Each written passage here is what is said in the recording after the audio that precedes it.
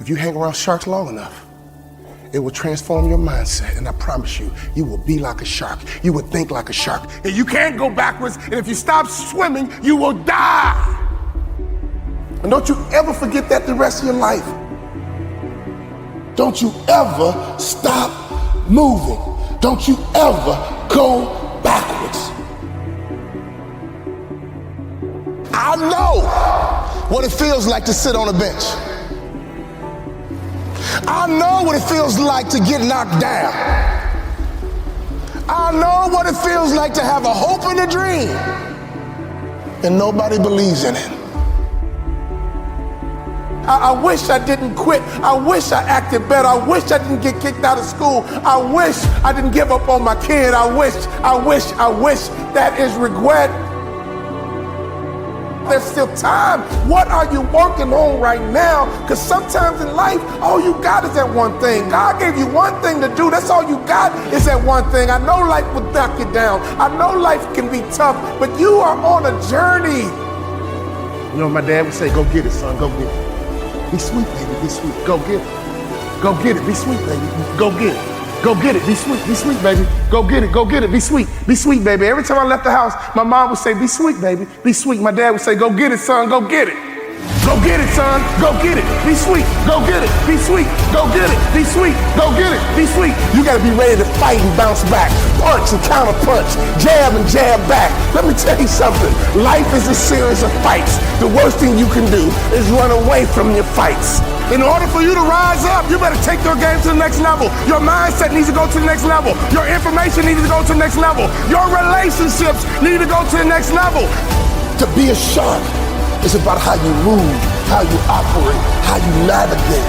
You have to be disciplined every single day and train yourself to follow through on all your fundamentals, and that's how you're going to be successful. You have to do it when you don't feel like it. You have to do it when you feel discouraged. You have to do it when you don't feel healthy. You have to do it when you're under the weather. Every single day, you have to train yourself to focus and commit to your business and follow through. Fighting for your future, fighting for your dream, fighting for success. When you come over depression, you raise your arms like a champ. When you overcome bankruptcy, raise your arms in victory.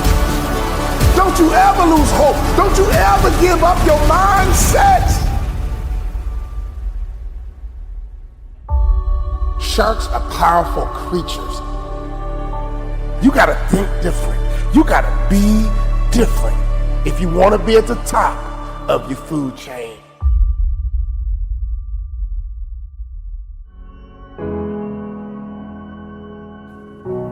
My freshman year, I don't play a lick.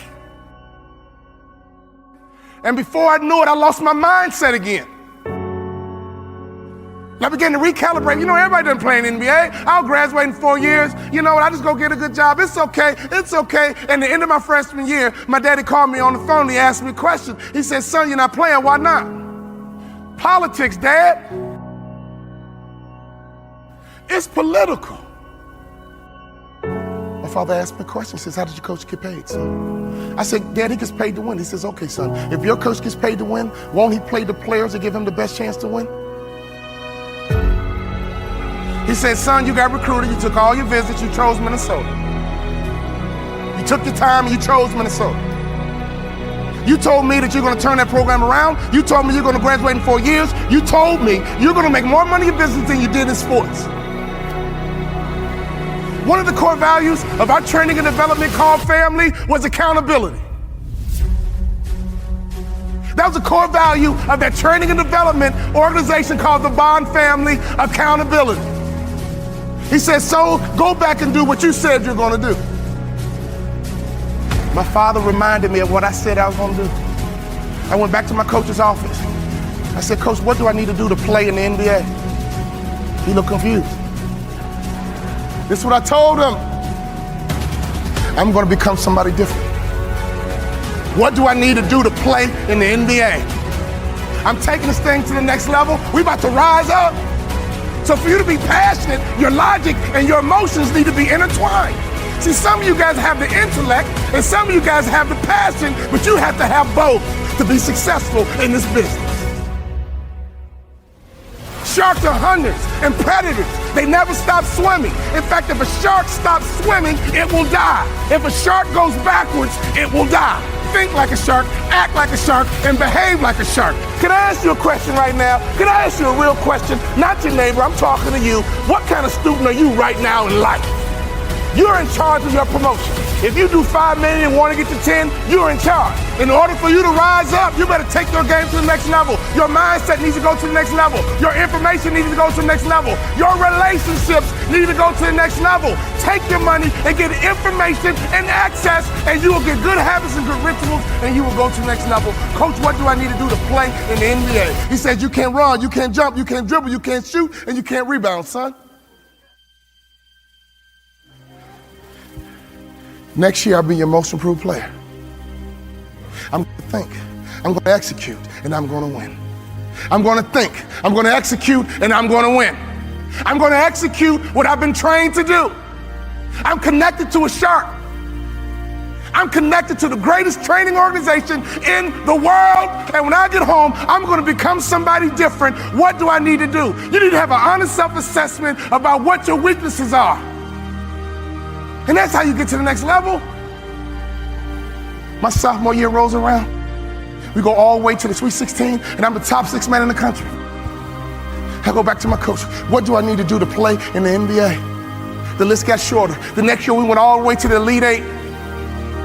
We were 1 shot away from the Final 4, and I was the top 6 man in the country. I carved out a niche.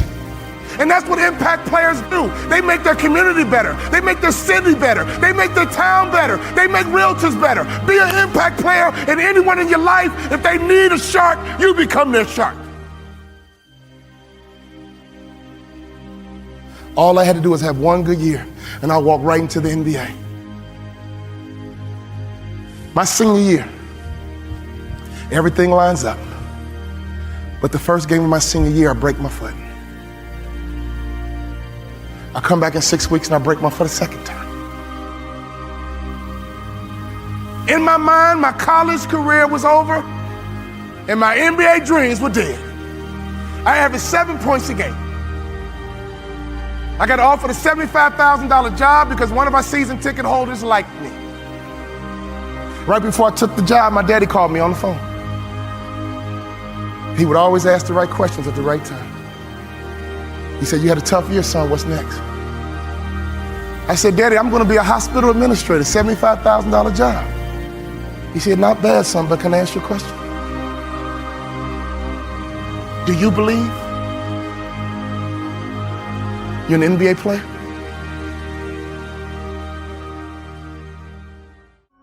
Come on now, Dad. I only average 7 points a game, Dad. We're not like these other black families that just need basketball, Dad. We're educated, Dad. We're not dependent on basketball, Dad. We're balanced, Dad. We're educated, Dad. I got a $75,000 job, Dad. Do you believe, son? He was checking my mindset. He was checking to see, was I thinking like an A student? Or was I falling back into that C mindset? Do you believe you're an NBA player? I said, yeah, Dad, I do. He said, well, go for it, son, but Dad, I never started in college, but. My father said, you told me, son, that you're gonna turn that program around and you did it from the bench, son. You told me you're gonna graduate in 4 years, son. The average student graduates in 5. I'm proud of you. But you told me that you're going to play in the NBA. And you told me you're going to make more money in business than you did in sports. Do you believe you're an NBA ball player?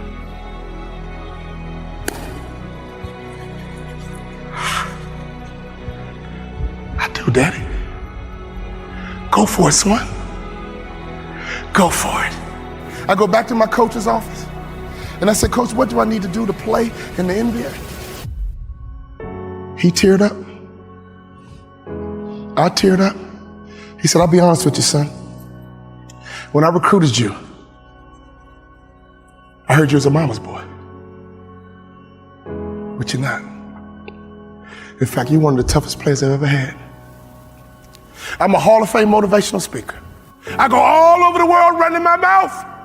But he gave me the greatest compliment I've ever received. He said, "You're just like your daddy."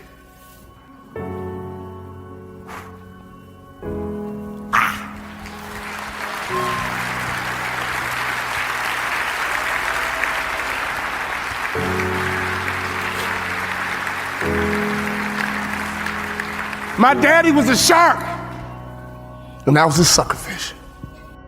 But that moment was my opportunity to turn into a shark myself. If you hang around sharks long enough, it will transform your mindset, and I promise you, you will be like a shark. You will think like a shark. And you can't go backwards, and if you stop swimming, you will die. Brian Buffini, he can't go backwards, and if he stops swimming, he will die. So ladies and gentlemen, you're connected to the right shark. All you need to do is be a good suckerfish.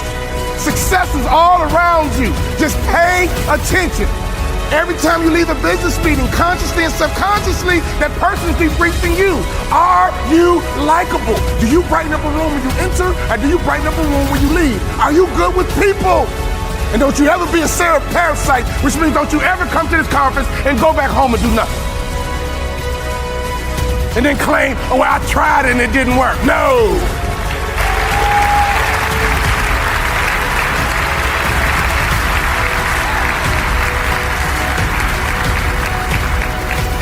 My college basketball coach said, "Son, I think you should be a motivational speaker." I said, "Coach, I can talk the rest of my life. What do I need to do to play in the NBA?" He said, "If you do these two things, you'll play in the NBA. You got to better shoot the three-point shot with range. And you got to lose about 15 pounds because you don't pass the eyeball test." When I talk about the eyeball test, I'm not talking about you, I'm talking about me. He says the NBA thinks you're a football player trying to play basketball. You got to lose weight to change the perception. I lost 15 pounds, and I became the first ever undrafted rookie free agent in the history of the NBA to start opening night.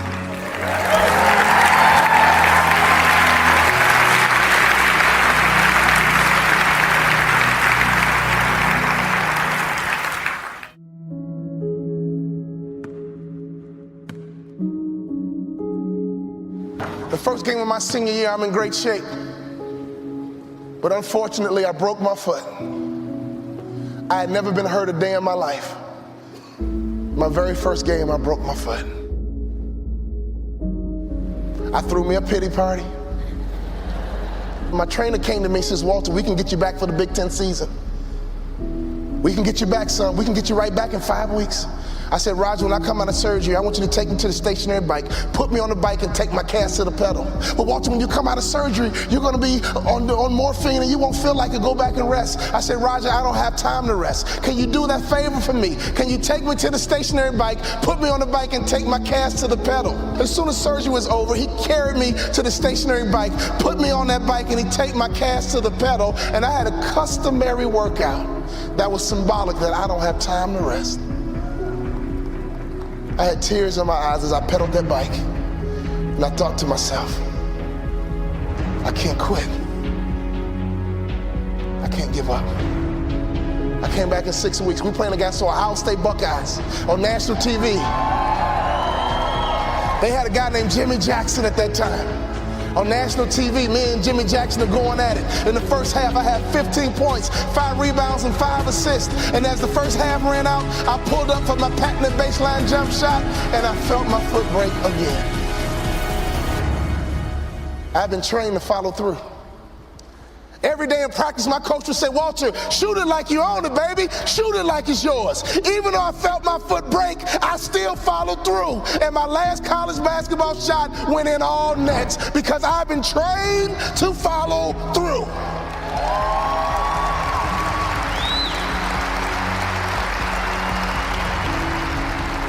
You have to be disciplined every single day and train yourself to follow through on all your fundamentals, and that's how you're going to be successful. You have to do it when you don't feel like it. You have to do it when you feel discouraged. You have to do it when you don't feel healthy. You have to do it when you're under the weather. Every single day, you have to train yourself to focus and commit to your business and follow through.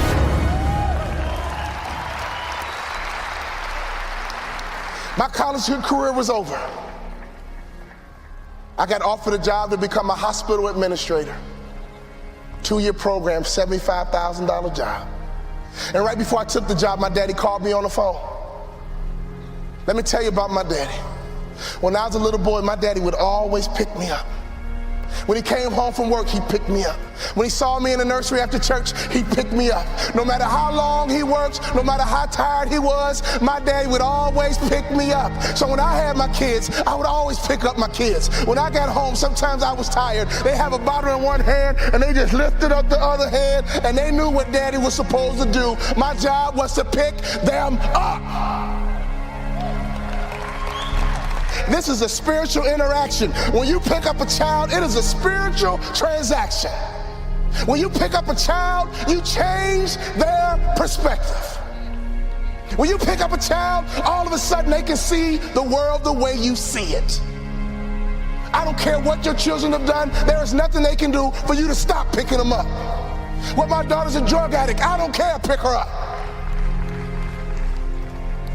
My son messes up, I don't care, pick him up. I don't care. You pick them up. That is your job, mama. That is your job, daddy. That is your job, grandma. That is your job, granddad. Your number one job is to pick them up and change their perspective. My saddest day, one day, my daddy looked at me and he said, boy, you too big, I can't pick you up anymore. But when he couldn't pick me up physically, he would pick me up emotionally. He would pick me up spiritually. I had a great dad because he would always pick me up. He would always change my perspective. So my daddy called me on the phone, he asked me a question. He said, son, you had a tough year, what's next? I said, Dad, I'm gonna be a hospital administrator. He said, not bad, but let me ask you a question, son. Do you believe you're an NBA player? You can't outproduce your self-image, son. If you don't think so, go take the job. But if you believe you're an NBA player, go for it. My dad had the self-control and discipline and waited for my answer. And my answer was yes. You're right, Dad. I can't work the rest of my life. But playing in the NBA is a dream I've had ever since I was a little boy. He said, go for it, son. I limped back into my coach's office with a cast on my foot. I said, Coach, what do I need to do to play in the NBA? I asked that question 4 years in a row. With tears in his eyes, he said, son, when I recruited you, I heard you was a mama's boy. But I'm here to tell you, you just like your daddy. But what do I need to do to play in the NBA? He said, do 2 things you can play in the NBA. Lose 20 pounds or shoot a 3-point shot with range, you can play in the NBA. I think you should be a motivational speaker, son, but if you lose 20 pounds or shoot a 3-point shot with range, you can play in the NBA. I lost 20 pounds, and every day I would shoot 500 shots a day, every single day. I got invited to training camp with the Dallas Mavericks, and not only did I make the team, I became the first ever undrafted rookie free agent in the history of the Dallas Mavericks to start opening night. Could you imagine what was going through my mind? I had not started a basketball game since high school. I got to the arena and they dimmed the lights and they put the spotlight right on me. Right through the spotlight, I saw my mom, my dad, and all my brothers and sisters. They surprised me at the game. Then I saw my dad. And I just pumped my fist. And he pumped his fist. And tears streamed down my face. Thank you for all those timeouts. Thank you for making sure I was always home when the streetlights came on. Thank you for making sure I could always hear your voice. Thank you for always changing my perspective. I know what it feels like to sit on a bench. I know what it feels like to get knocked down. I know what it feels like to have a hope and a dream, and nobody believes in it but a few people. Go for your dreams. Don't live life with regrets. Go for your dreams. Don't live life with regrets. Go for your dreams. Don't live life with regrets. I could always hear my daddy's voice. You have children, you have grandchildren. Can your children and grandchildren hear your voice? I could always hear my daddy's voice. He would say, go out, have a good time, play with your friends, but don't let the street lights beat you home. When I started my motivational speaking business, I called my daddy and said, Daddy, I'm gonna be a motivational speaker. He said, son, you think you can be successful at it? I said, yes, sir. You think you can make a lot of money at it? I said, yes, sir. He says, go for it. That's all my daddy said to me was go for it. So when I think about life, when I think about my goals, one thing he did for me as a father is to make sure I was always where I was supposed to be. He would have me write my goals down, and he would check in periodically, basically asking me, Walter, where are you supposed to be? Fathers, do you realize how powerful that is? If you ask that question of your kids, what are your goals? What are your future? Who do you want to be when you grow up? And every now and then check in by asking a simple question. Where are you supposed to be? The bell is ringing, and I came to ring your bell and ask you the question, Father, where are you supposed to be? And ask that question to your children. Where are you supposed to be? And don't you quit until you're number one.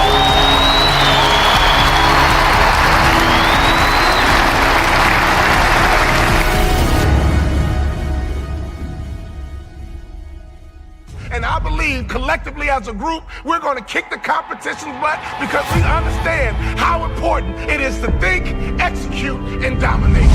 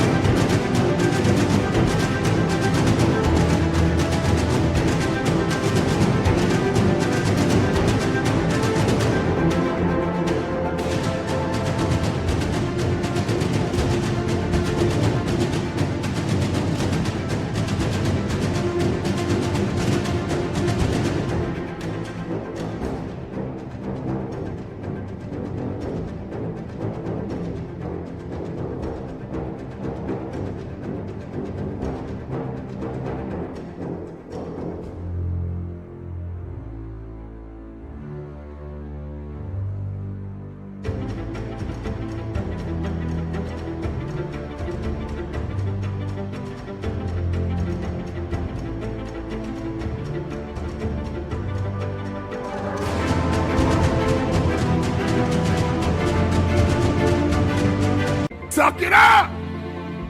Get tough. Suck it up! Get tough. People want to have success. People want to make a lot of money, but they want it to be easy without any challenges. Do you think it was easy for me to become one of the top 450 basketball players in the world that you never heard of? The only way I made it to the NBA is I was fundamentally sound, I was mentally tough, and I never quit.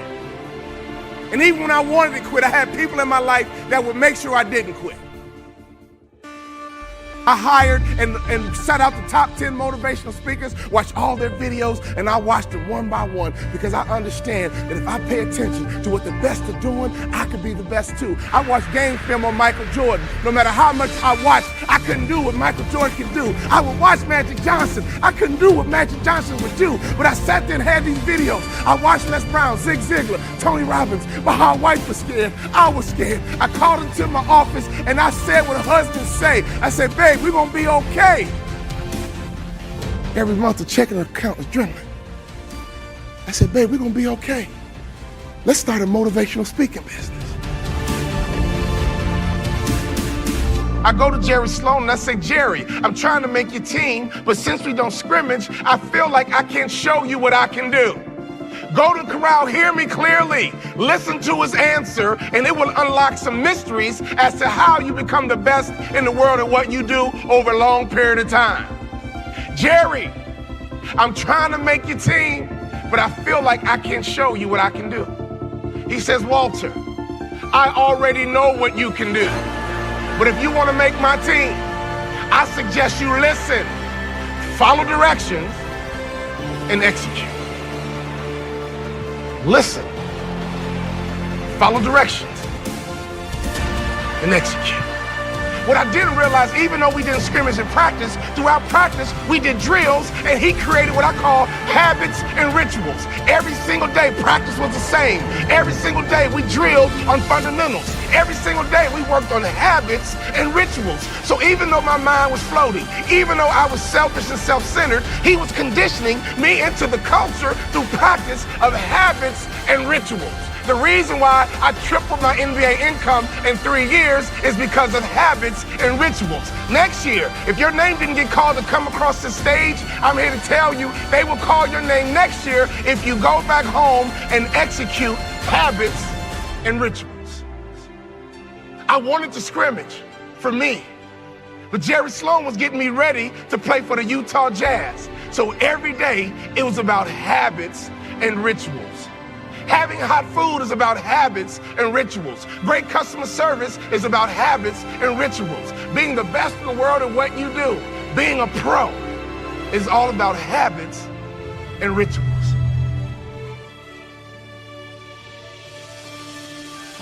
Let me tell you something. I learned a very valuable lesson when I played for the Utah Jazz. I had a point guard on my team who's arguably the best point guard in the history of the NBA. His name is John Stockton. John Stockton would go to a chiropractor 4 times a day on game day. You know what I said to myself? I'm not doing that. It doesn't take all that. John Stockton played 19 years in the NBA. I played 3. You would have thought I'd have been smart enough to watch a Hall of Famer and just shut my mouth, hop in the car, and go with them. No! My mind said, yeah, it doesn't take all that. And I would tease him. Man, John Stockton, you OCD or something? Why are you going to a chiropractor 4 times a day? He swore by his chiropractor. That man played point guard in the NBA until he was 40 years old. And he didn't retire because he got slow. He retired because he refused to wear baggy shorts. He loved his Daisy Dukes. Every day on game day, that man would go to a chiropractor 4 times a day. And in my immature basketball mind, I would say, it doesn't take all that. I don't need to do all that.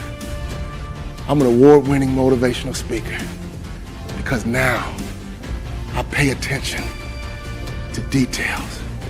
Another peak performance truth.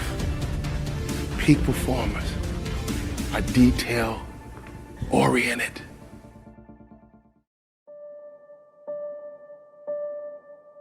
My college career was over. I got offered a job to become a hospital administrator. 2-year program, $75,000 job.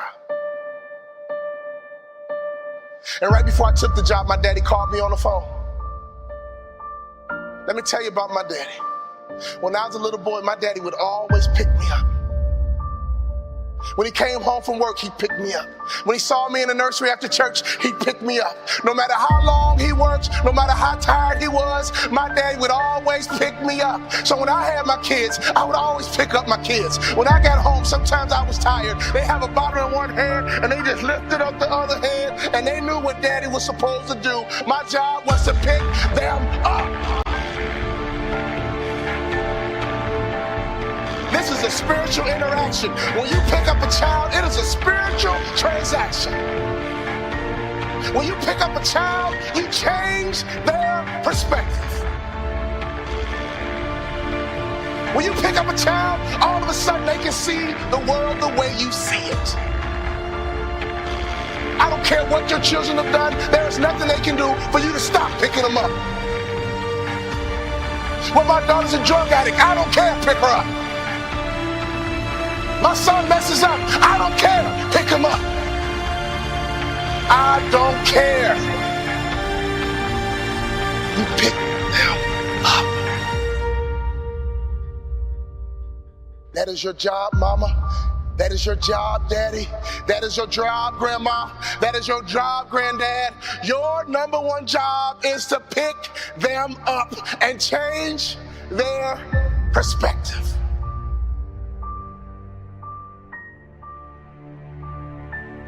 My saddest day, one day, my daddy looked at me and he said, boy, you too big. I can't pick you up anymore. But when he couldn't pick me up physically, he would pick me up emotionally. He would pick me up spiritually. I had a great dad because he would always pick me up. He would always change my perspective.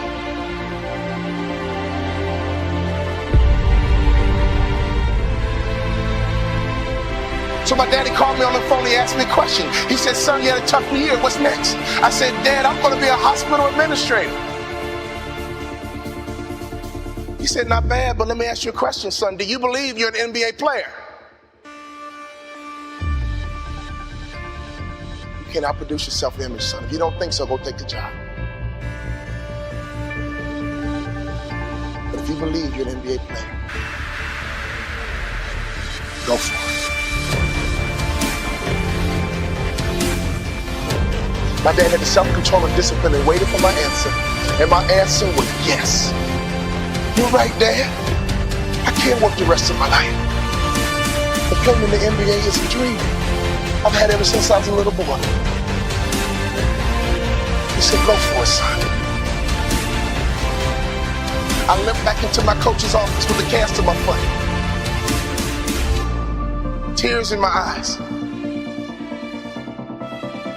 I said, Coach, what do I need to do to play in the NBA? He said, do two things you can play in the NBA. Lose 20 pounds and shoot a three-point shot with range, you can play in the NBA. If you lose 20 pounds and shoot a three-point shot with range, you can play in the NBA.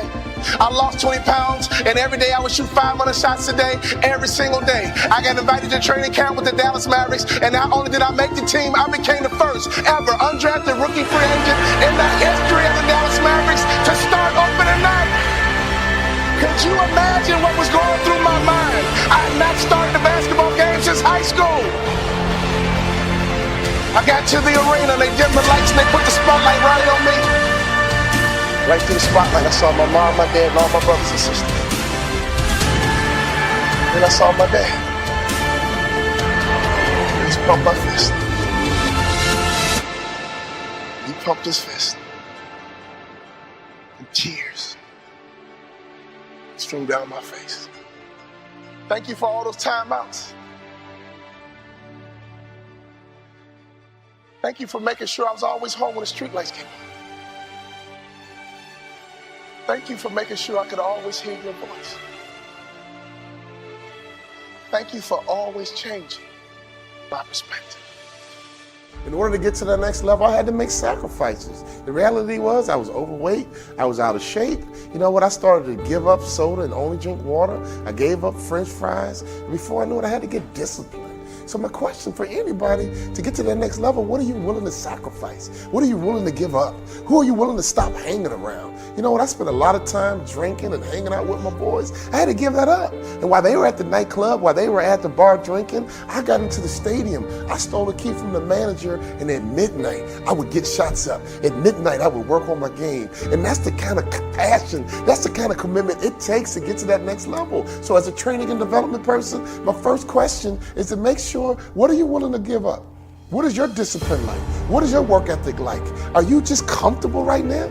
You got an $80,000 job and you're comfortable. You work on a work queue and you're comfortable. You can't get comfortable. None of us can arrive. None of us can just go through the motions. Our job is to get bigger, stronger, and faster. Our job is to get better. All my clients, at least minimum, got to get 10% better. You can't hang around me and not get better. You can't hang around me and stay the same. Because me staying the same almost ruined my future. By staying the same, I got stuck. And I got inspired that I got to get better. I got to get to this next level. And I'm obsessed with this next level. Now, I'm obsessed with helping you get to your next level. You can't afford to stay the same. I want you to travel. I want you to have a big house. I want you to have a nice car. But most importantly, I want you to get to the top. I want you to have your dreams come true so you can have this feeling that I have. This feeling that I have, nobody can take it away. I know what it feels like to have a hope and a dream and to get it. We're not chasing dreams, we're catching them. What is your dream? What did you stay in front of that classroom in third grade? What did you say to that teacher? What did you tell your mom and your friends? What did you say before you gave up? What did you say before reality became your truth? When did you accept the lie? When did you get comfortable? When did you get off track? When did you stop? When did you quit? I'm here to push you. I'm here to drive you. I'm here to connect with you. When did you give up? When did you talk yourself out of it? I need you to talk yourself back into it. I need you to make sure that you get those notes out. What are your goals? What are your dreams? I'm here to help you. I know you can get there. I know you can get to that next level. No doubt about it. But you got to work, baby. You got to work. You got to rise up early. You got to go to bed late. Let me tell you something. You got to get obsessive. What are you obsessed with? You can't act normal and think you're going to make normal money. You can't act common and think you're going to live in a common house. Any successful person I've ever seen in my life, they are different. They are obsessive. They are uncommon. And if you want to get to that next level, you got to do something different, baby. Because who you are today is not your potential. Who you are today is just a point of reference. Don't you ever confuse your potential with who you are right now. And my job is to be on a mission to help you get to your next level. Oh, I'm not going to let you quit.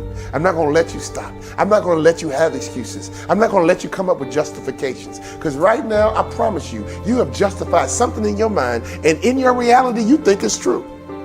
You think it's really true on why you're not where you're supposed to be.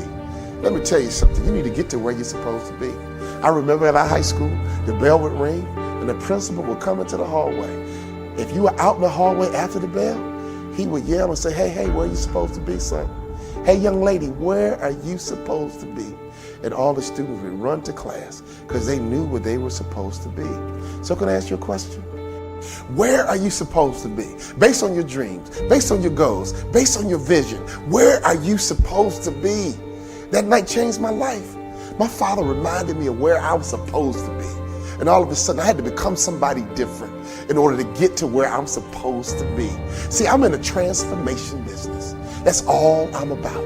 Your next level requires you to transform. You got to think better, you have to execute better, and you have to win better. But it requires transformation. You can't stay the same and get to where you're supposed to be.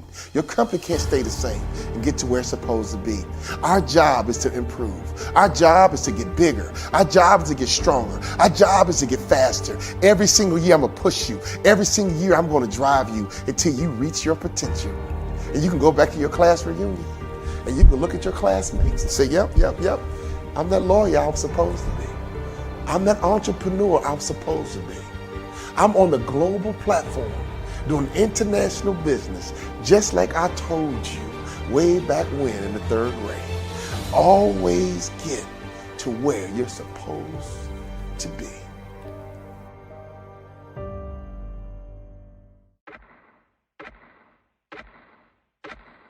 You know, I was a high school star. I just thought I was on to do great things. You know, I was a typical kid. You know, we all stood up in front of class in the 3rd grade and 4th grade and said what we were going to be when we grew up. You know, I was no different than any other student. Everybody in the world did that, right? It was like an exercise we all did.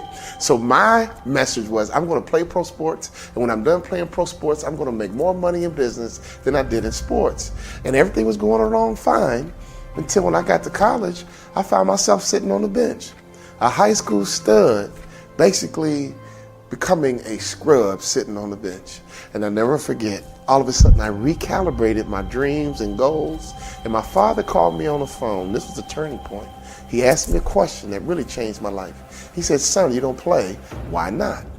When I gave him what I thought was my truth, I gave him what I thought was my reality, only to find out now it was an excuse. I said, Dad, politics. Dad, it's political.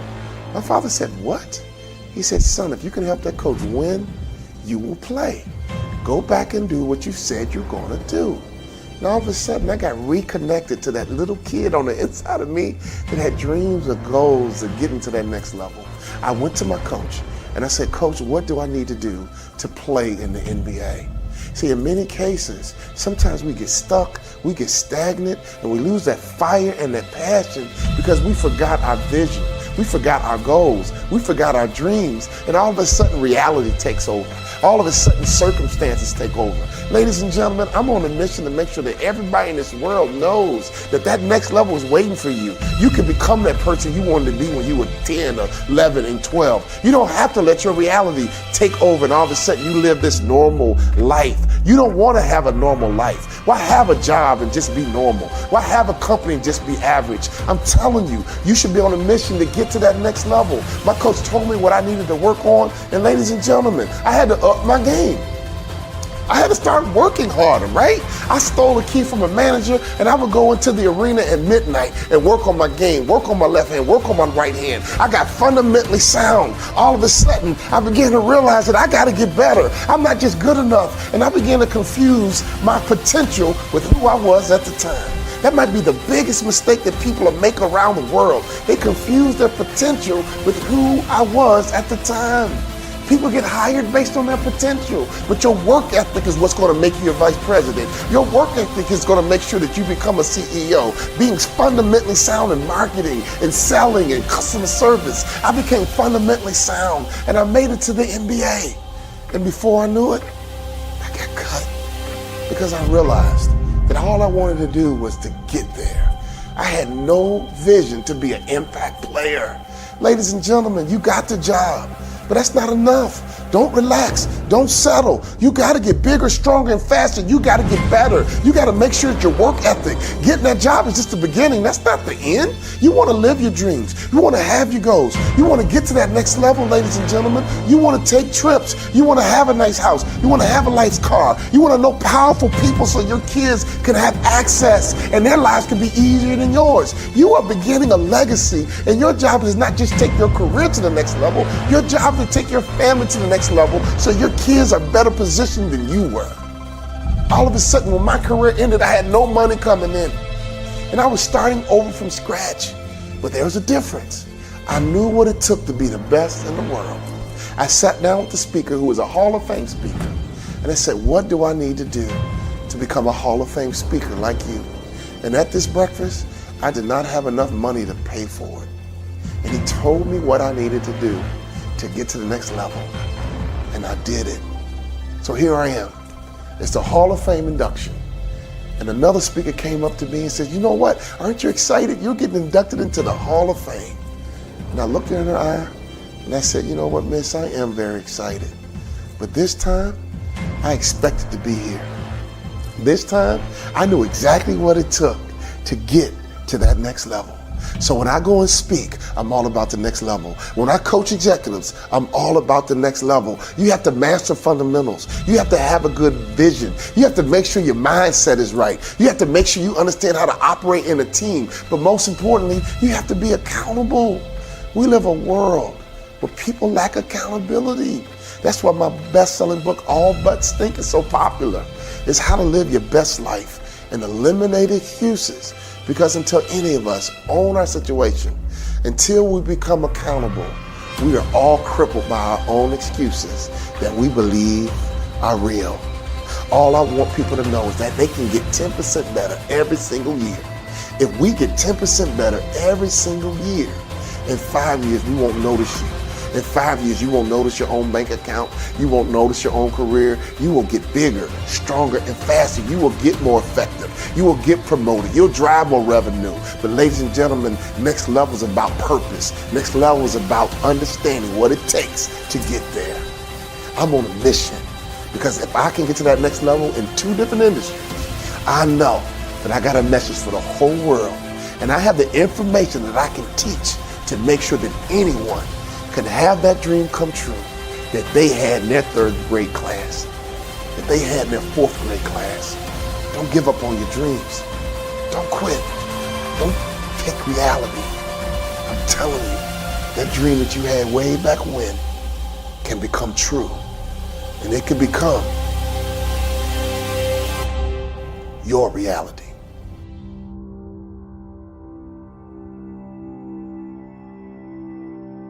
You filed bankruptcy and you stopped moving. You got fired and you stopped. Did you get divorced and you just stopped moving? You got cut and you just stopped. When my basketball career was over, I didn't stop moving. Why? Because I'm a shark. And don't you ever forget that the rest of your life. Don't you ever stop moving. Don't you ever go backwards. To be a shark is about how you move, how you operate, how you navigate. See, as long as we connected, my friend, you can't stop, you can't quit. I ain't gonna let you. Not on my watch, baby. Get back in the game. It ain't over till you win. You might say, Walt, that's me, man. I quit. I got lazy. Man, I'm not moving. I'm laying in the bed sad, lonely, depressed, angry because my girlfriend broke up with me, angry because my first business failed, angry because I didn't get into my dream school. Let me tell you, son, it's a long race. It's a long race. Life is a marathon, baby.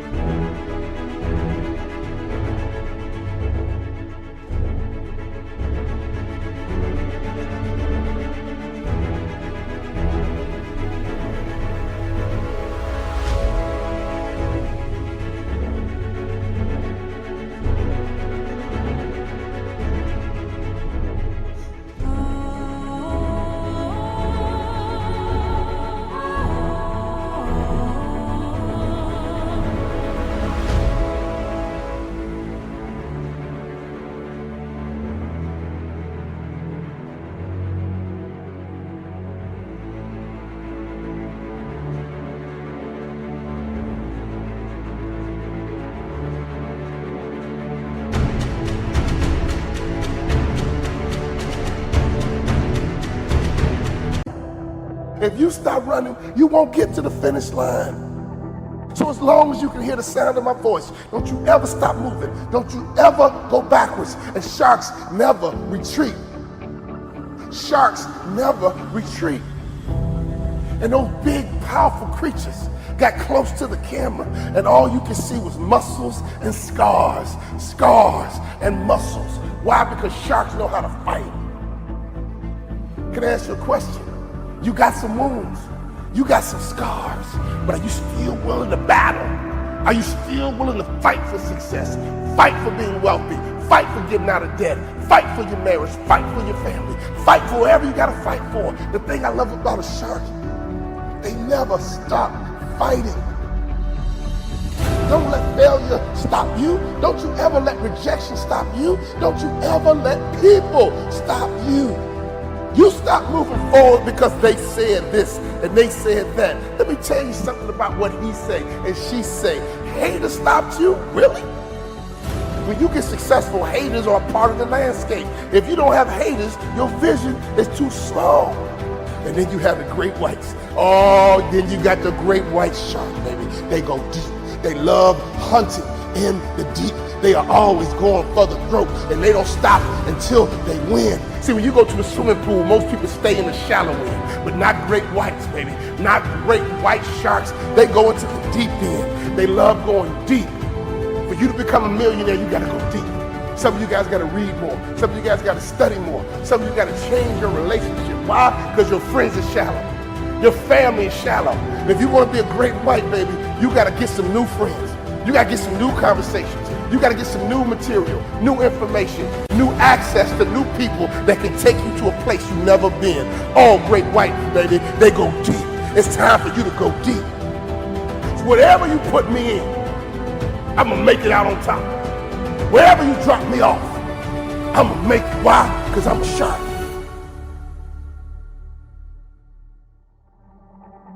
I don't care how many times that you need to try, no one can stop you but you. I don't care who you are. I don't care what you do. If you want to be a sales shark, you got to move different. You might still be in school.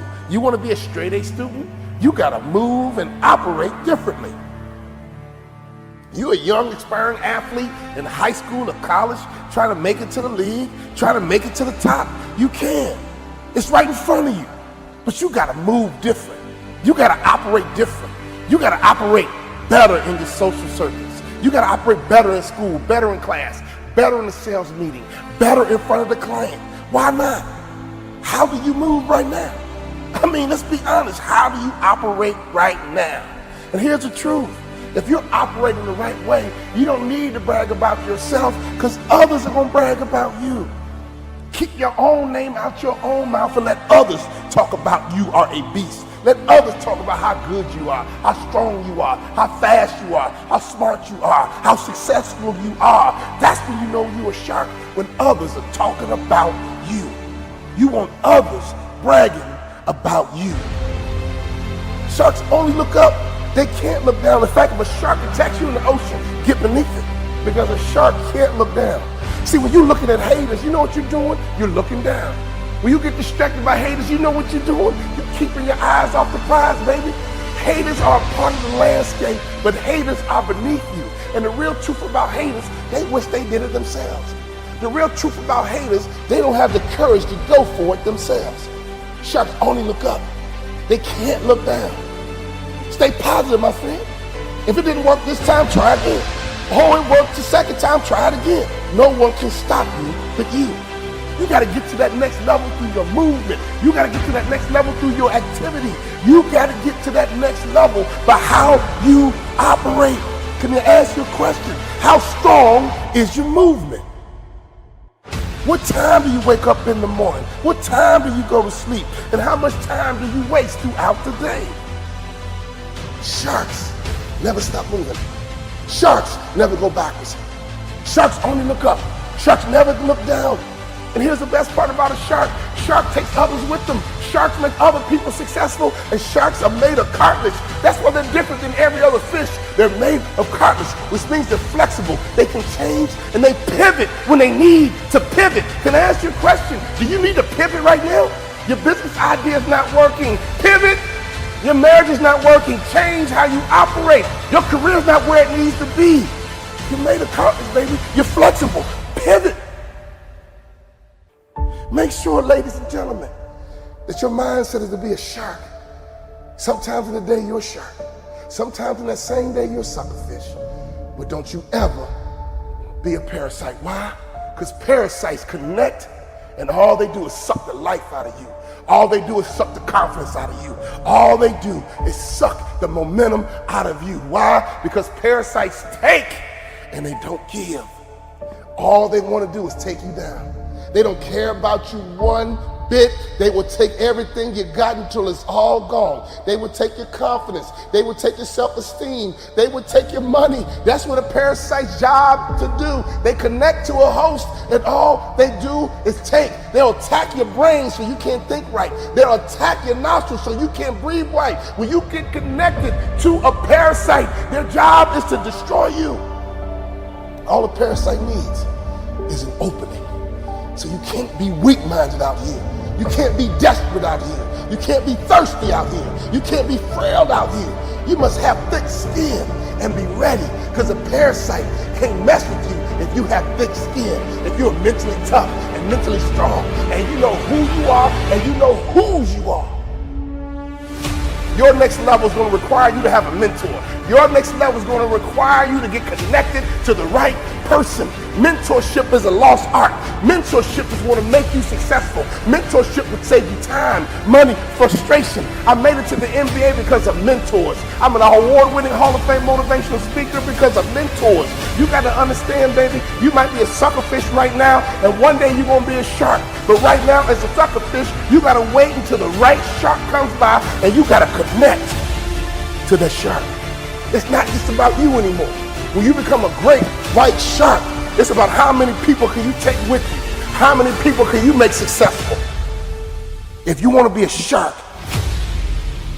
they are always hunting. They are always looking. They are always grinding. You got to get to that next level through your movement. You got to get to that next level through your activity. You got to get to that next level by how you operate. I mean, doesn't LeBron just move a little different than every other athlete? Doesn't Tom Brady just move a little different than all the other quarterbacks? Jay-Z, Beyonce, they just move a little different than everybody else. So if you want to be the top, if you want to get to the top, you got to move different. You got to move better. You got to operate different. You got to attack different. You got to think different. You got to be different if you want to be at the top of your food chain. Sharks are powerful creatures that run the ocean. Don't you want to run things?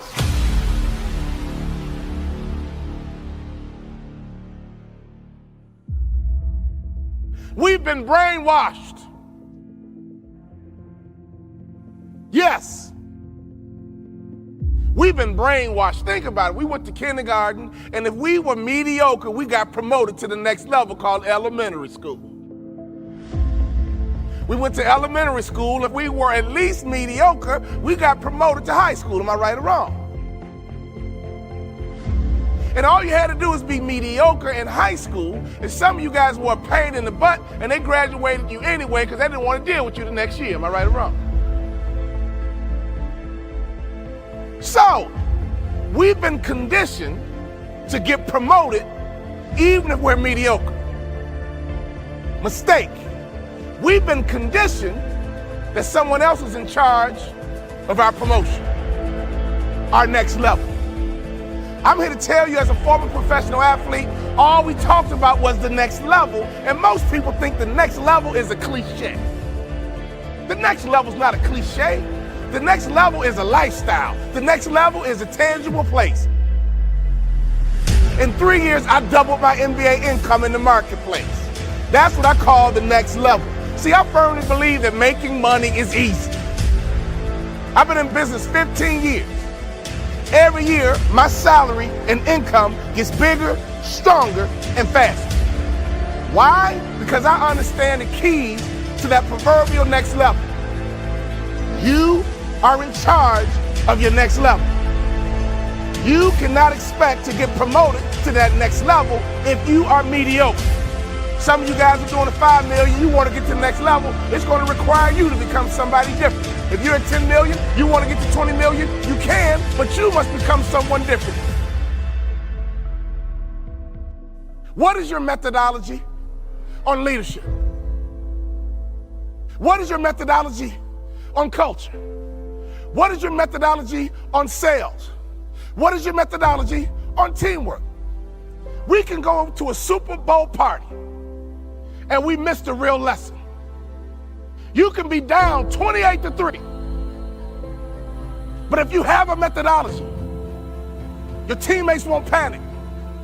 If you have a methodology, your teammates won't quit.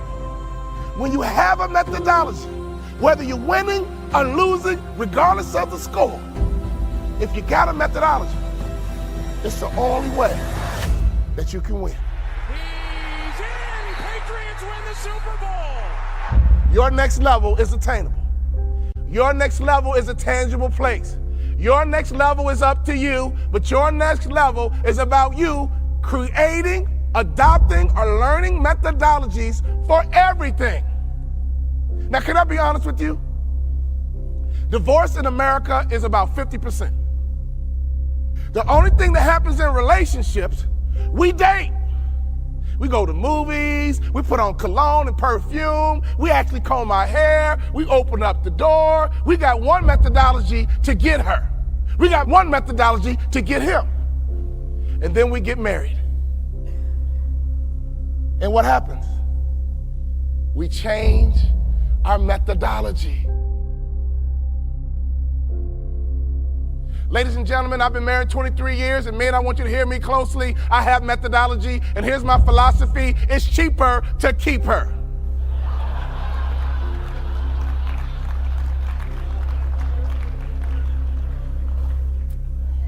So as a result, I try my best to behave the exact same way I behaved when we dated as I do 23 years later. Try it. I promise you, it'll work. All right, lesson number one.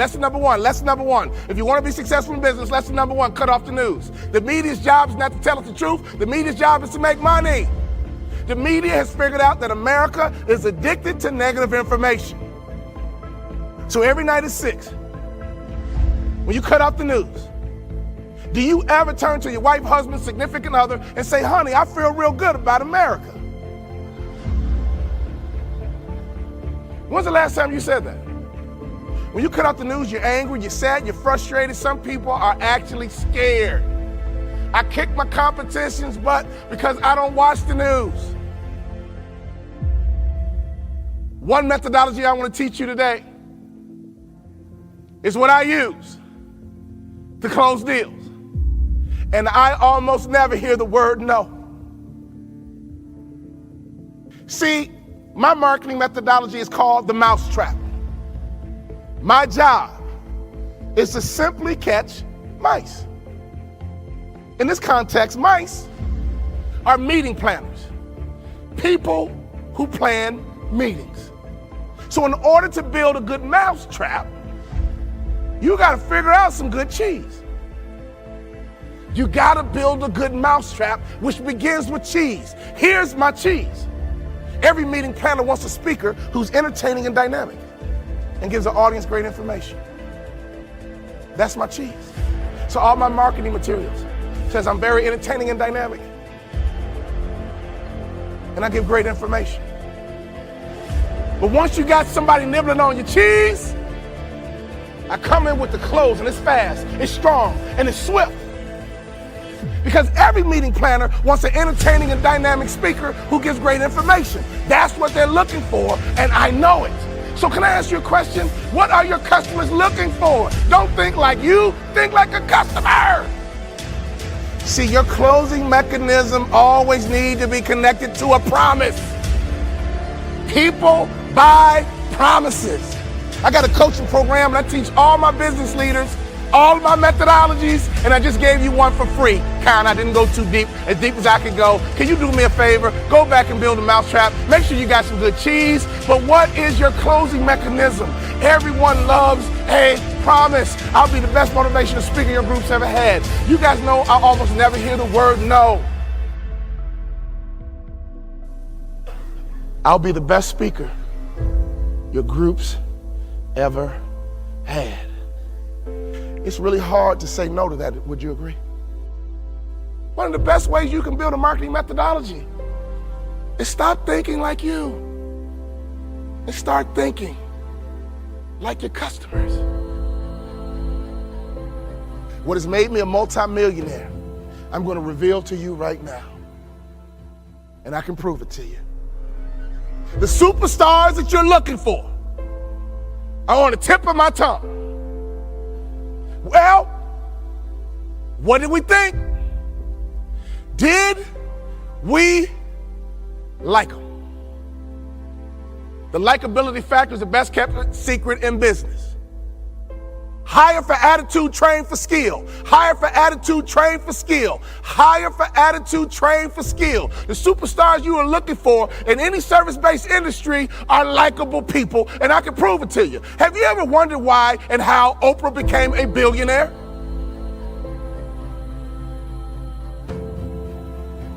Oprah convinced 30 million women and about 1 million men that she was their best friend. And every afternoon, those 31 million people would tune in to their best friend. Oprah converted the likability factor into money. Is everybody with me? If you don't have a methodology, you're gonna have rebellious people spark every now and then. Am I right or wrong? If you don't have a methodology, you're gonna have people go off the reservation every now and then. Am I right or wrong? So if you don't have a methodology and you got people doing dumb stuff, that's not their fault, that's your fault. Did we like them? If the answer was what does that really mean? Next. Have you guys ever paid attention to the greatest salesman on this earth? See, I pay attention. They call me a thought leader, so I'm always thinking. The greatest salesmen on this earth are not business people. They're a bunch of girls 4 feet tall. Who am I talking about?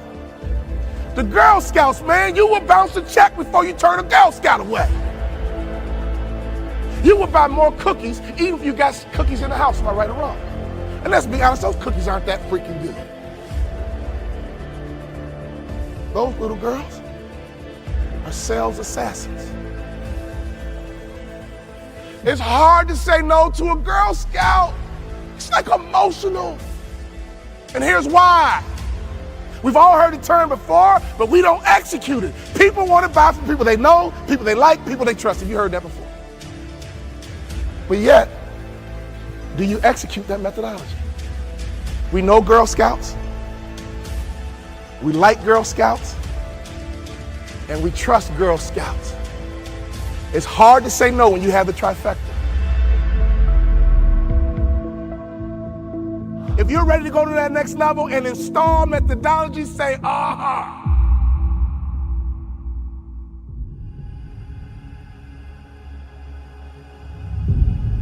There's a fight right around the corner just waiting for you.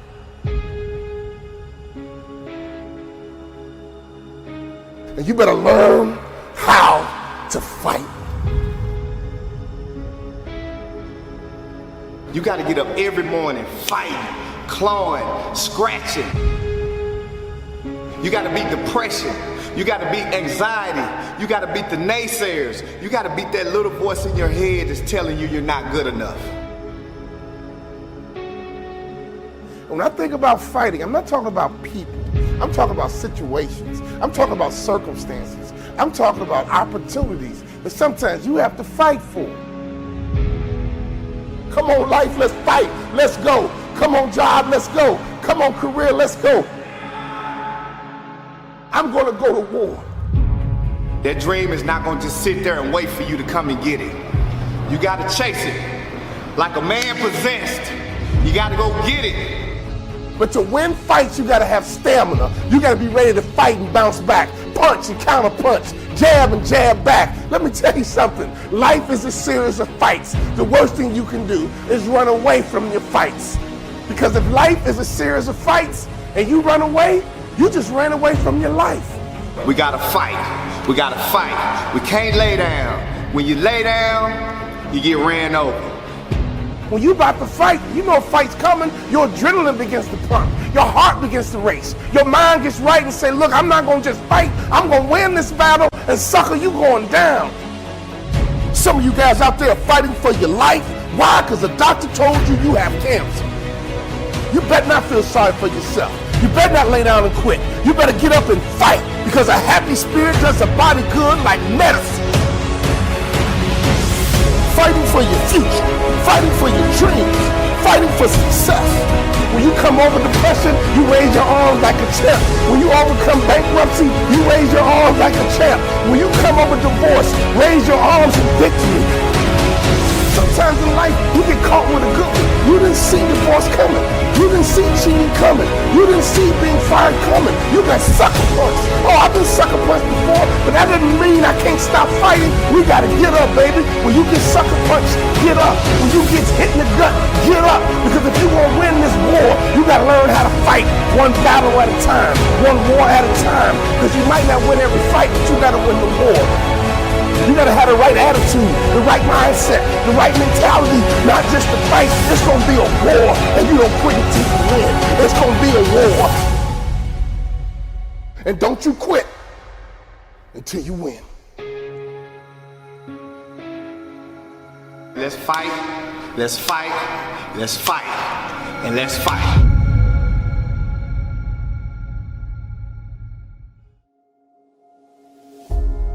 You gotta have care to have passion. And you hear people say all the time, I don't care. If that's you, you don't have passion. You gotta care, okay? You gotta care if we win or lose. You gotta care.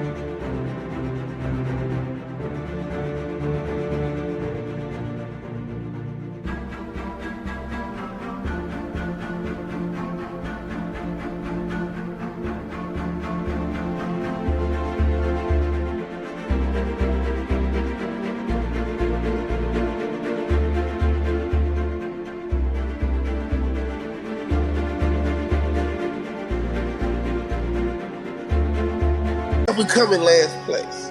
You gotta care. If I don't want a championship, I'm gonna be pissed off. You gotta care if you get divorced.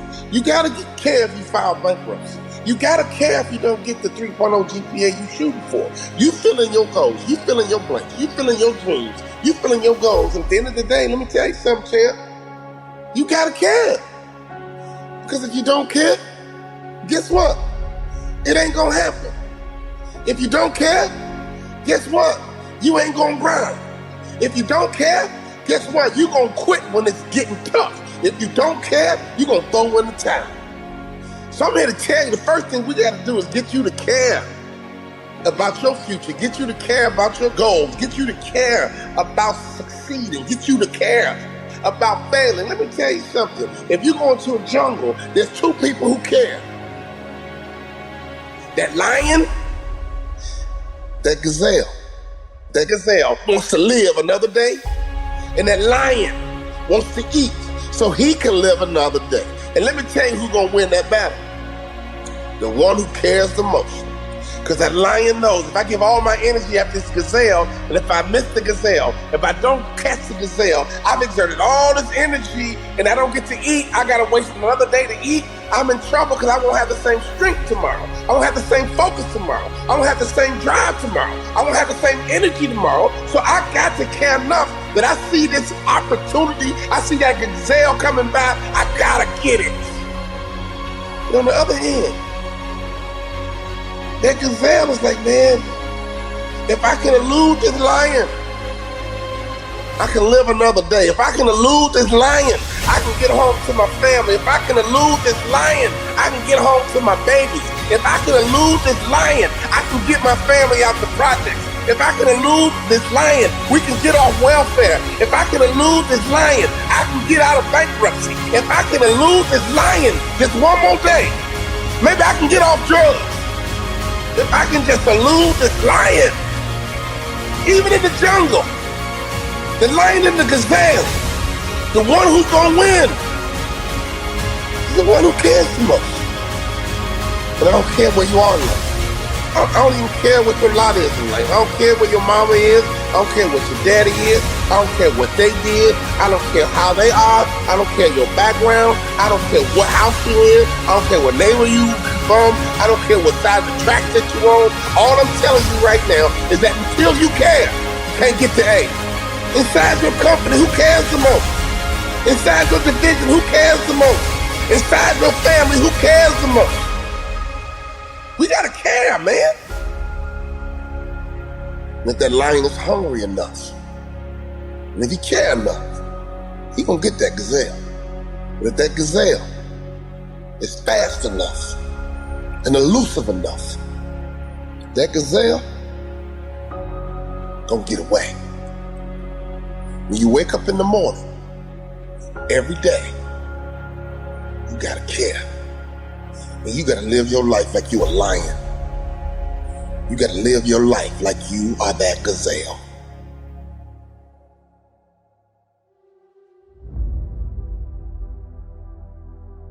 What are you doing with your mind?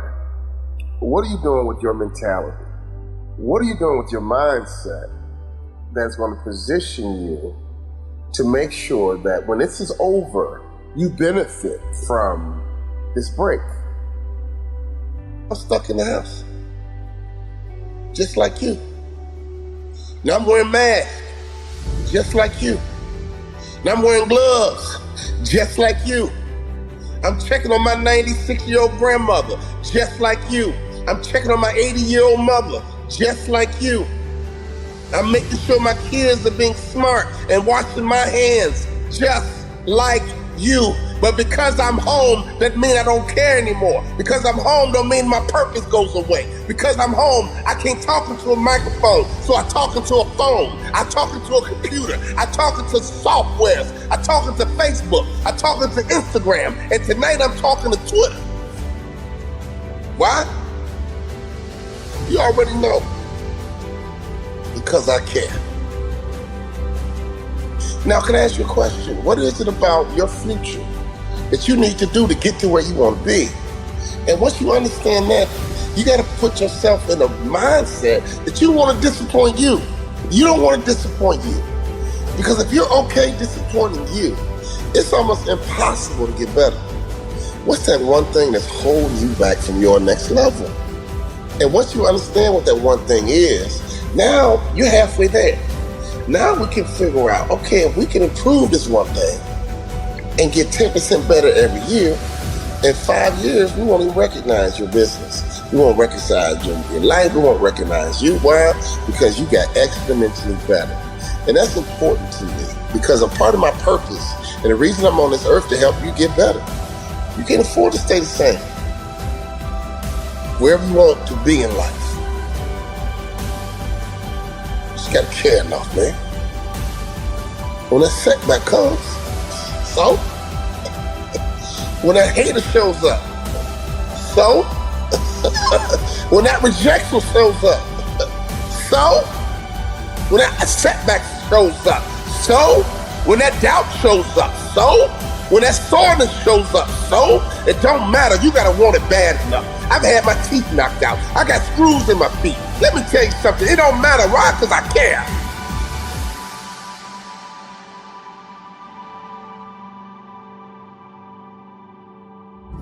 When I got inducted into the Hall of Fame for motivational speakers, I was sitting at a table and a young lady came up to me. She says, "Wow, Walter, you're going into the Hall of Fame. That is so cool. Aren't you excited?" I said, "Yeah, I'm excited." She said, "You don't act like it." But you know what I told her? After getting cut out the NBA, you know what I told her? After making minimum in the NBA, you know what I told her? After crying in my wife's arms, after I got cut out the NBA, you know what I told her? For the first time in my life, I expected to be here. For the first time in my life, I shot for the A and I got it. For the first time in my life, I went for the throat and I got it. For the first time in my life, I went to be number one and I got it. For the first time in my life, I wasn't happy with getting a C anymore. For the first time in my life, I made up my mind to be an A student and I expected to be an A student. And guess what? I got the A. I talked to people in Australia and London and Cyprus and Africa, all over the world because I just wanted to get the A because I cared enough. For the first time in my life, I didn't talk myself out of it. For the first time in my life, I wasn't happy being average. For the first time in my life, I made up my mind that I'm going to be an A student no matter what. I've been motivating people for 19 years. Now I'm a Hall of Fame speaker, which means I'm good at what I do. But the only reason I'm good at what I do, watch this, because I care.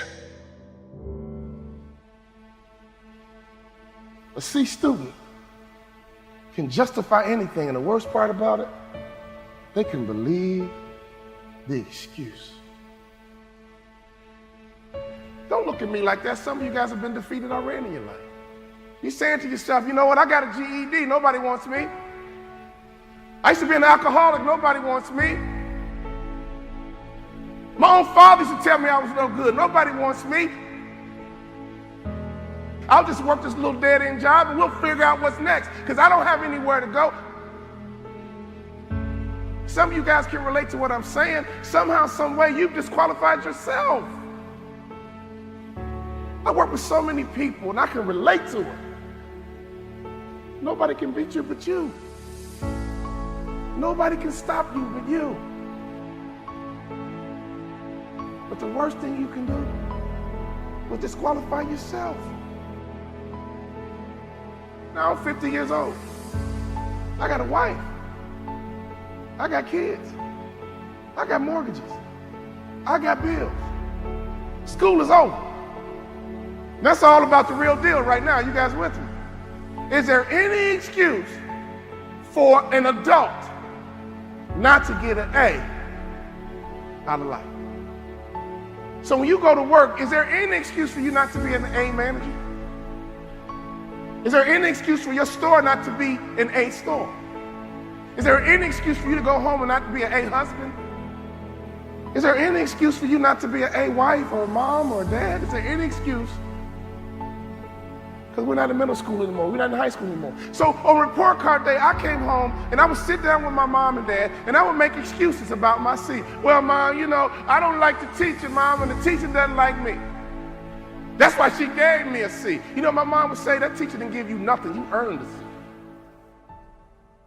Nobody can stop you but you. You know, I had a goal of playing in the NBA, and I got there. You guys know I had a goal of doubling my NBA income, and I got there. If you set a goal, and you make the intention that you're going to get there, do you know that you writing it down and looking at it every single day, you're 7 times more likely to achieve that goal? This is America, ladies and gentlemen. It can happen to you, it can happen for you, but you gotta write these goals down, plain up on tablets, so they can be seen by men, and that man and that woman is you. My father said, write your goals down, son, and I wrote them down. I said, Dad, I'm gonna play in NBA, and That's your problem, son. Your value system's screwed up. You're smart. This family's about being a student athlete. Rewrite your goals tomorrow and give them to me. He didn't yell at me. He didn't browbeat me. He didn't criticize me. He said, son, that's your problem. Your value system is screwed up. Redo them and give them to me tomorrow. You know, some of you guys can have more in life, but your value system is screwed up. You're more excited about Facebook and Instagram. But some of you guys, it's golf. You know, I go to work, man, I can't wait to hit that golf course. My father taught me something very valuable. But you know what? You will dwell in what you dwell on. You will dwell in what you dwell on. If you dwell on marijuana, you will dwell in marijuana. And you will get the weed smoker's reward. I thought about it the other day. I'm from Chicago. I've never been to a thug retirement party. Have you? I've never been to a thug retirement party. I guess I have. They're called funerals. What you dwell in, you dwell on. So can I give you a little bit of advice? Make sure your value system is good. Make sure your value system makes sense. People say all the time, well, what's most important to you? God, family, work. And I know what you're going to write down, but it's got to be real in your heart. Does that make sense? What was in my heart was sports, and that's no lie. My father said, redo your value system, son. It's screwed up. I read it the next day. I said, Dad, you ready? Yeah. Okay, Dad. I'm going to graduate college in 4 years. I'm going to play in NBA. Anybody know why I ducked? My dad had a nice backhand. I said, I'm going to play in NBA. This is what I said. I'm going to make more money in business than I did in sport. You know what my father said? I like it, son. I like it. I want you to take those goals out and look at them every single day. Before I knew it, that 2.1 turned into a 2.9. Before I knew it, I got selected to be president of the journalism club, captain of the homecoming committee. Before I knew it, people began to recognize me not as an athlete, but as a leader in school. All of a sudden, I wanted a 3.0. I'm going to get a 3.0. I'm going to get a 3.0. And they were like, Walter, it's mathematically impossible. You know what I'm talking about? So I got as high as I can get, a 2.9. And I realized, you know what? I could have had a 3.0 easy if I would have taken advantage and been a little bit more mature in my past life. Some of you guys need to hear what I'm saying to you right now. Some of you guys used to be immature in your past life. Can I get a witness? Now you're not in middle school anymore. You're not in high school. Childhood is over. Would you agree? And grown men and grown women think a certain way, operate a certain way, and have a certain mindset and mentality. I want you to understand you are a part of a legacy. You've heard about your mom's story. You heard about your dad's story. Now it's time for you to build your story. My father was a sharecropper in Tennessee. I heard all the stories my dad would tell me being a young black boy in Tennessee. He said, son, I got called the N-word so many times, I began to think it was my first name. But I busted my butt for you, son. I busted my butt. I went back to college for you, son. I got educated for you, son. Everything I do is for you, son. See, right now, I want you to understand you are a part of a legacy. Many of you guys, your mom made sacrifices for you. Your dad made sacrifices for you. Now it's time for you to grab the bull by the horns and impact your legacies. Everybody with me?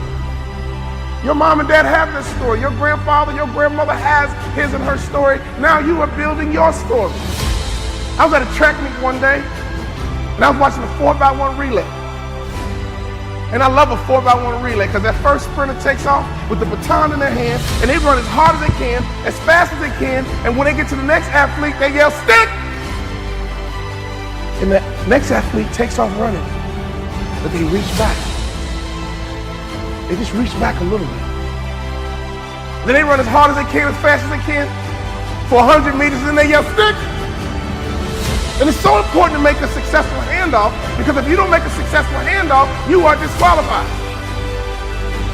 And the next athlete's turn is to run as hard as you can, as fast as you can, and then they yell, stick!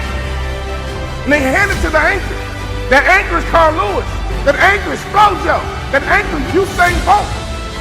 And that last 100 meters, whoa! They come around that curve, and all you hear is elbows and form, and they come down and cross that finish line. Oh!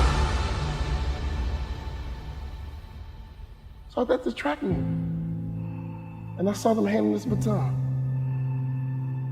They kept yelling, stick! Stick! Stick! Stick! Stick! Your father might be from Russia. Your grandfather might be from Cuba, Colombia. I don't know where they're from, but let me tell you something. At some point, they're gonna yell, stick! And that baton's in your hand. So we don't have time to be silly anymore, would you agree? We don't have time to play games anymore, would you agree? You gotta get that baton in your hand. You gotta run as hard as you can, as fast as you can. And every day in that car in the morning, my dad would just talk to me. Like, son, I'm from Tennessee, son. Education is very valuable.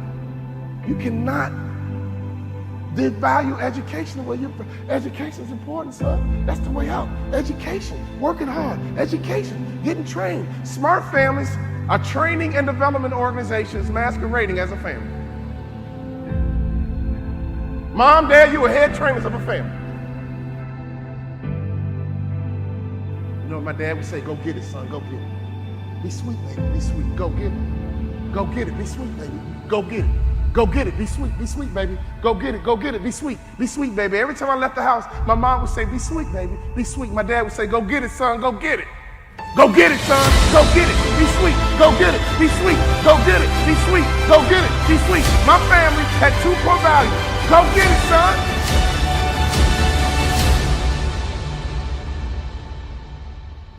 Be sweet, baby. I used to go into class and say, man, if I get a C, I'm good. If I can pull off a B, C, I'm good. Never even went for the A. You know that the average person thinks the same exact way? They could do more, they could be more, if they believed more. You used to dream, my friend, when did you stop? You used to have hope, my friend, when did you stop? I came by today to give you a little boost. I came by today to reach out a hand as a friend and pull you up. Sometimes when you're down, you need a hand of a friend to pull you up. I'm not coming here to put you down. I'm coming here to build you up, because all you need is a little nudge. I know how you've been wired. I know how you've been created. I know you've been sucker punched. I've been sucker punched too, but get up.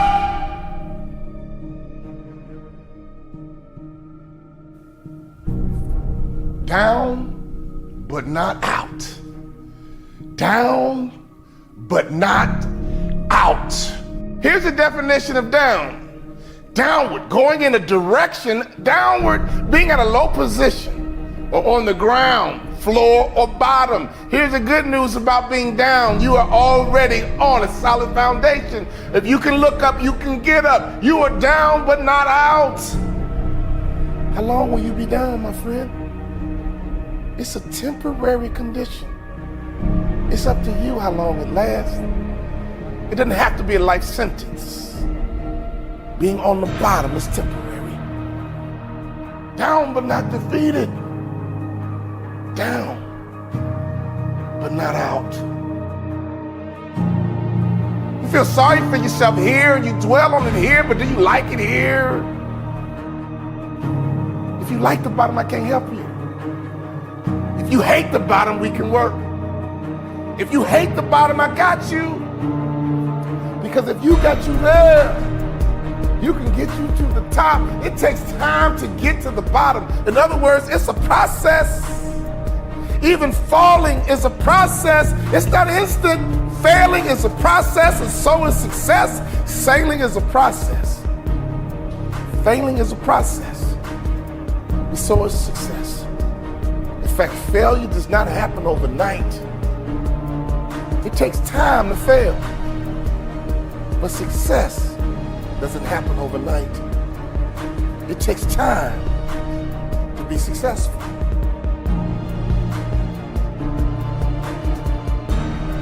Can I ask you the question? When you were down, did you get back up? The same way you get to the bottom is the same way you get to the top. Constant activity. Constant activity will get you to the top, and constant activity will get you to the bottom. Doing nothing is an activity. Being lazy is an activity. To sit on the couch is an activity. To not want to work is an activity. In fact, you spend time trying to get out of work instead of finding work. You try to get out of work instead of finding work. Here's the truth. To get to the top requires consistency. Getting to the bottom does too. Getting to the top requires consistency. Getting to the bottom does too. I have never seen a hard-working person on the bottom. I have never seen a hard-working person on the bottom. Your condition is temporary. Only you can make it permanent. Only you can change the momentum. At any moment.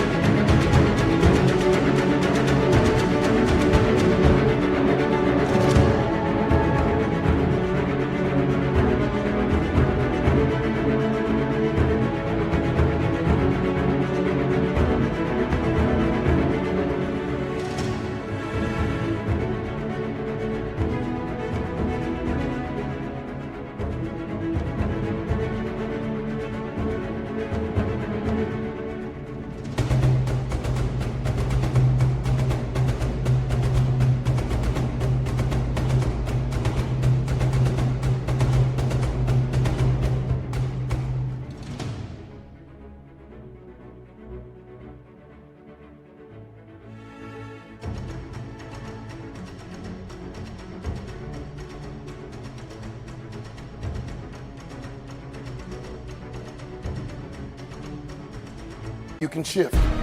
At any moment, you can change direction. You got to create habits to get a harvest. But if you don't like your harvest, you got to change the seed. If you don't like your harvest, you got to change the seed. On a daily basis, what kind of seeds are you planting? Can I ask you a question? What are you working on right now? Are you working your way to the bottom, or are you working your way to the top? Either way, you're going to get a harvest, my friend. We can't stop the harvest. All we can do is control what kind of harvest we get. Are you working on a successful harvest? Are you working on a harvest of failure? I mean, every day you're working on something. It's one thing to be down. It's another thing to be out. You hear the term all the time, down and out. Those are two different things. I'm not worried about you being down. I've been down myself. I'm not worried about you being down. You've been down before. We all been down. It's nothing new. But that out is what I worry about. Out means you gave up. Out means you lost hope. It's okay to be down, my friend. It happens to all of us, but it's not okay to be out. Don't you ever give yourself permission to be out. You may be down, but but you're never out. You got to start talking to yourself. The best way to motivate you is you got to start talking to yourself. Repeat these words after me. No one can stop me but me. No one can stop me but me. Here's the truth. No one can stop you but you. You need to talk to yourself. You need to encourage yourself. You need to strengthen yourself. Stop waiting for other people. Stop waiting for other people. And you start encouraging you and saying to yourself, it's going to work out. It's going to be okay. I'm down right now, but I'm not out. My condition is temporary. Only I can make it permanent. Don't you ever confuse the temporary with permanent. Every car has a spare tire. And every now and then you got to use it, but it's not designed for long-term use. A spare tire is temporary. Do you feel like you're on a spare tire right now? I get it, but we got to take that spare tire off and we got to get you something permanent. We got to get you some support. We got to get you some encouragement. We got to get something that can handle the load. Take that spare tire off. Take that discouragement off. Take that depression off. Take that fear off. It's going to be temporary, but we can't make it permanent. It's going to be temporary, but we can't make it permanent. You weren't designed to be down, my friend. You weren't designed to be down long.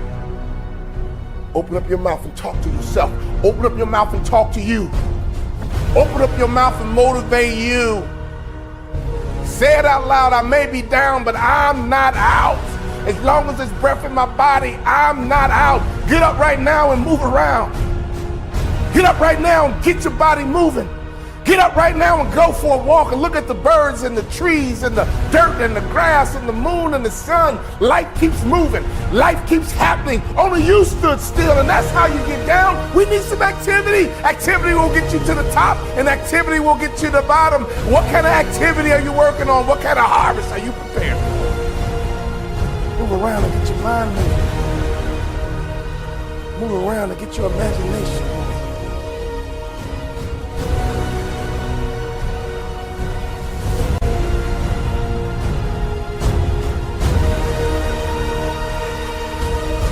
Your condition is temporary.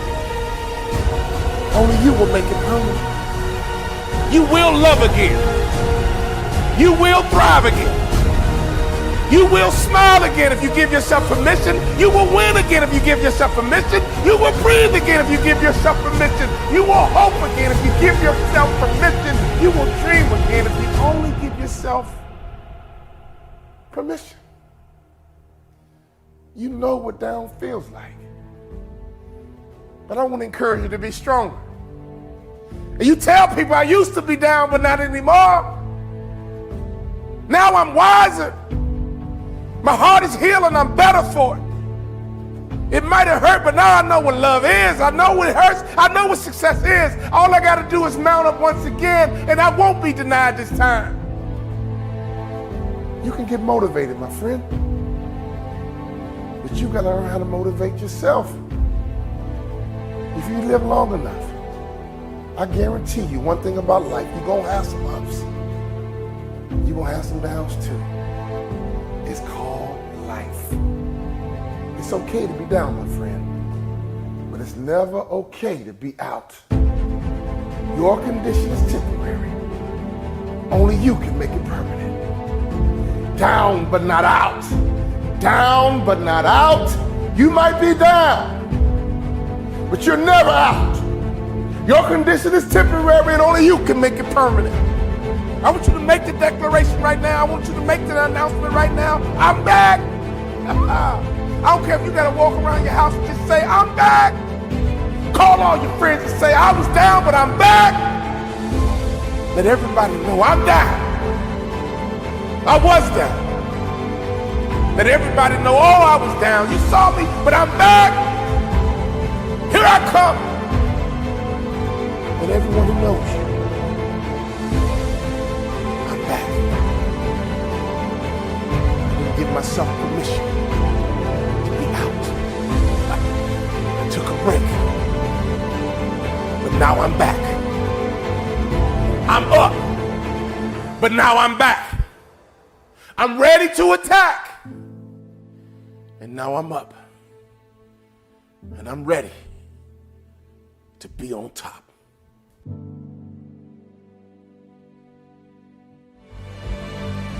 See, you can play ball at the Y or you can play ball in the NBA.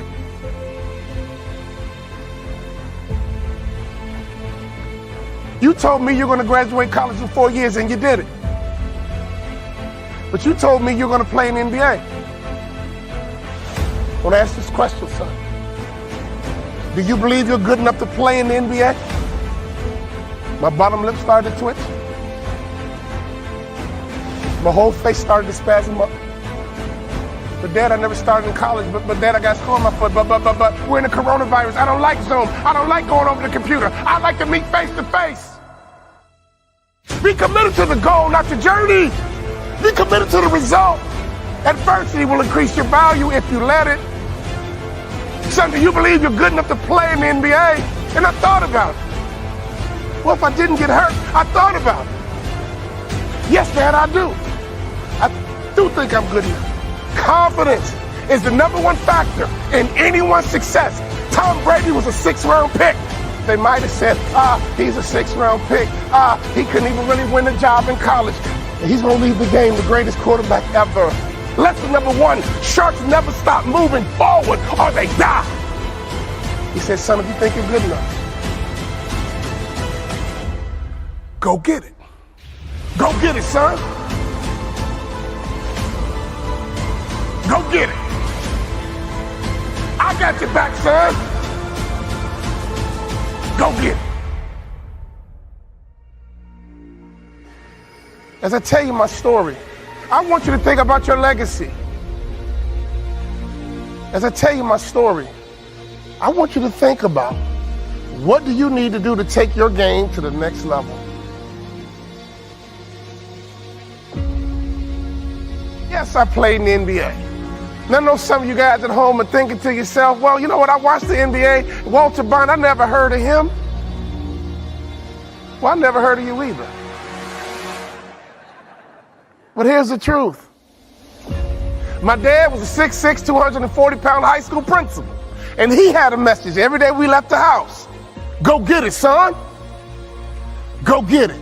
That was his philosophy for life. Go get it, son. Go get it, son. Go get it. I'm the youngest of 3 kids, and I remember report card day. My brother and sister would skip all the way home. They couldn't wait to show mom and dad their grades. Not me. I'm the youngest. I'm the baby. I would walk home real slow. Report card day wasn't fun for me. My brother would sit down and pass the grades across the table, and my mom would say, great job, Jamea. Great job, Louis. So proud of you.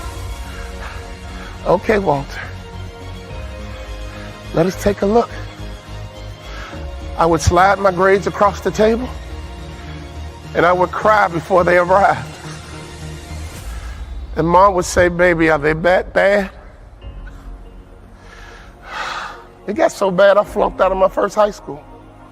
When I flunked out of that school, it was the first time I failed in anything in my life, because in sports, I was a straight A student. Baseball, straight A, baby. I batted over 500 in high school. I set a playoff record. I struck out 17 batters in a playoff game, and there's only 21 outs. I was straight A in baseball, straight A in basketball, straight A in football. But in school, I didn't care about school. So when I flunked out of my first high school, it was the first time I failed. I had to leave all my friends. I was embarrassed, I was ashamed, but most importantly, my family were educators, and I let my family down. In the morning, my father woke me up, and he called me Moses. We went to church on Sunday. I'm thinking to myself, I'm down, I'm depressed. I let my family down. I'm embarrassed. But he woke me up in the morning and he called me Moses. Wake up, Moses. Get dressed, Moses. Don't be late, Moses. Tomorrow morning, son, I want you to write your goals down. When you get in the car tomorrow morning, just write your goals down. I got in the car the next day. I said, Dad, are you ready? Yeah, Dad. Okay, all right, I'm going to play in the NBA. And see, that's your problem, son. Your value system is screwed up. I didn't care about school. So I got to my new high school. I saw the thugs on the corner, but that wasn't the worst part. The worst part was when I passed the principal's office. He was 6'6", 240 pounds. Everybody else called him Mr. Bond. I called him Dad. My father transferred me to his high school in the hood. I said, Dad, I'm gonna graduate college in 4 years. After I get my diploma, Dad. After I march across the stage, Dad. After I flip my tassel, Dad. Then I'm gonna play in the NBA. And my father smiled and just shook his head. He says, okay, son, I like it. Here's what I want you to do. I want you to take it out and look at it every single day. Take your goals out and look at them every single day. Because here's why. When a shark locks in on a goal, it goes into a trance. When a shark gets locked in, it goes into a trance. With good habits, good rituals, great follow-up. Good habits, good rituals, great follow-up. I looked at those goals every single morning, and I went into a trance. If you want to be a pro, a real pro, you better get some habits and rituals, and you better do them all day, every day. Habits and rituals will make you a pro. We played the #1 team in the country. They had the #1 player in the country, and we beat them. And I outplayed the #1 player in the country. I got to school the next day. The school was going crazy. Great game, Walt, man. You was on fire. You put us on your back. Thank you. Thank you. I'm fighting through the crowd trying to go to the counselor's office. That game was over. It happened yesterday. But I'm in school now, and I'm not a ball player right now. I'm a student, and I was trying to get to the counselor's office, and here's why. I had a 2.9. And even though we beat the #1 team in the country, I outplayed the #1 player in the country, and all I cared about was getting to my coach's office. I got into the counselor's office, and she says, great game yesterday. Thank you. But can I ask you a question? I got a 2.9. What do I need to do to get a 3.0? She says, Walter, I was afraid you're going to ask me that. I mean, you're doing great now, but you were in such a hole. The 2.9 is the best that you can do. For the first time in my life, I was pissed off about school. For the first time in my life, I was pissed off about education. I'm not satisfied with being average. For the first time in my life, I cared about school. And my dad is right. But my value system was screwed up. And this family produces. This family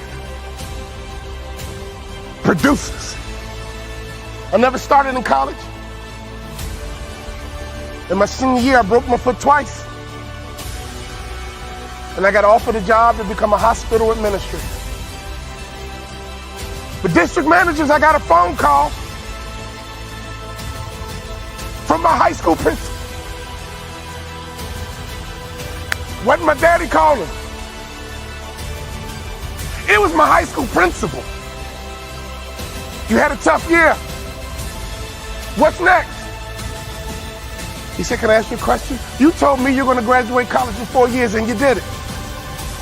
But you told me you're going to play in the NBA. And you told me you're going to make more money in business than you did in sports. I want to ask this question, son. Do you believe you're good enough to play in the NBA? My bottom lip started to twitch. My whole face started to spasm up. If you find any person who's doing great things, you already know they've overcome their adversity. So I want to challenge you right now. Whatever adversity is coming at you right now in your personal life, private life, in your family, your kids, you better handle your adversity, because the outcome and the result is going to be dependent on how you respond. When adversity comes to you, you better respond the right way, because it's designed not to defeat you. It's designed not to destroy you. It was designed to increase your value.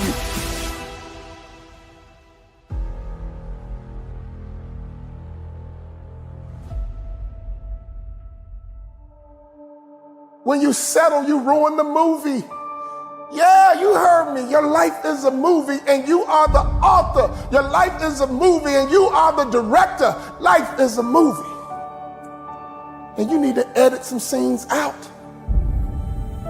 The pen is in your hand, my friend, and you're writing your very own personal movie. And I believe the good guy wins in the end. I believe the good woman wins in the end. I believe that you will win in the end as long as you don't settle. When you settle, you ruin the finale. When you settle, you ruin the final scene. We are all tuned into your movie. We got our popcorn ready, waiting for your grand finale. How is your movie going to end? As long as there is breath in your body, there is a chance. Sometimes discouragement happens. Sometimes fatigue happens. But one thing I know about life, when you get tired, you gotta wait for that second wind. When that second wind kicks in, whoa, you might be tired right now, but that second wind is kicking in. I came here right now today to be your second wind, and don't you ever settle. Why? Because I don't want you to have regrets. You've got to rise above how you feel. It's gonna be up to you to take authority over your mind and your emotions. And a lot of times we get frustrated because things seem to be moving too slowly. And when that happens, we start to question whether or not what we really want will ever happen for us.